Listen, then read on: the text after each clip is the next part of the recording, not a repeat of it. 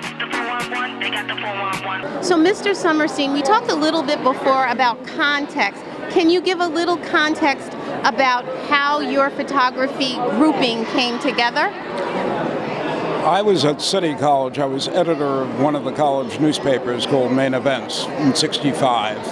We had been aware of what was happening down in Selma, and many of the students at the college had worked in Mississippi summer, the previous summers, and so we were quite conscious of the civil strife that was occurring down there.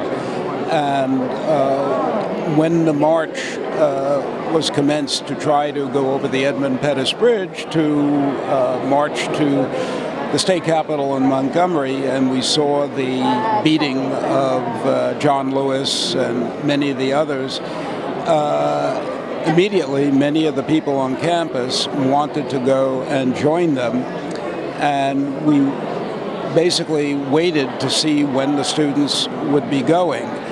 When Dr. King called for a massive march from across the country, I've been in touch with many of the people on the campus, and we joined them within a few hours.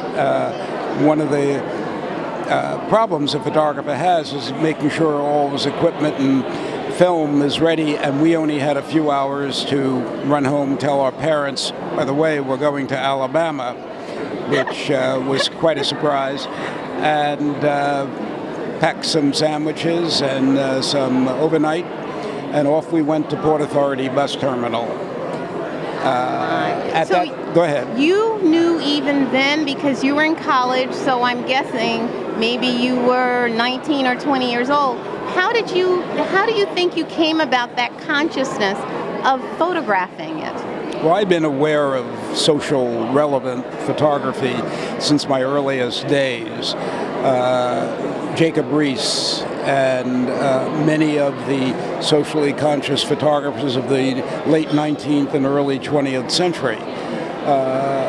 As a committed social relevant photographer, I had spent many hours at the Museum of Modern Art and the Metropolitan Museum studying the great works. And they and the photographers of the Farm Security Administration, Dorothea Lange and Roy Stryker, very much imbued my work with a sense of continuity with their work. And when I went down to Alabama, that sensibility carried through to my photography.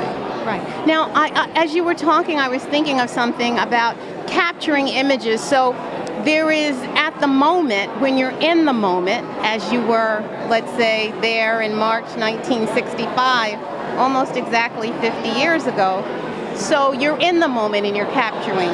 But now, 50 years later, you had occasion to do something else, I'm thinking, when you looked at those photographs and it was 50 years later. So it wasn't in the moment anymore? Was there something else guiding you? Well, now, after you see the photographs, then as a professional, you have to look at the best way to compose the photograph, crop it, balance it. Now you are looking at the artist, not only the documentarian. They have to be melded together in order to create not only a relevant body of work, but a beautiful body of work. You have to have a sense of the artistry that goes into bringing out the best from an image, the editing, the cropping, the tonalities, even to the paper you use. All this comes into play to have a well-received piece of art that people will enjoy. Well, I'm the book editor, as those of you watching will know, of What's the 411. So I'm thinking, as you were talking, that you started developing a story. Can we think of it as telling a story, as a narrative of that time? Well, it is always a chronology. The start of the march, when I photographed it, was to see the students planning to go to Alabama, going on the buses down there, the kind of stress and strain that exists when you're traveling across the country, and the newness of being in a somewhat of a distant part of the country with and different... a very welcoming one, huh? Well, certainly the U.S. Army made it much more welcome for many of them. It would have not been a healthy enterprise if they had gone without the protection of the federal government. So now we're 50 years later. Are any of the people you captured in the photographs,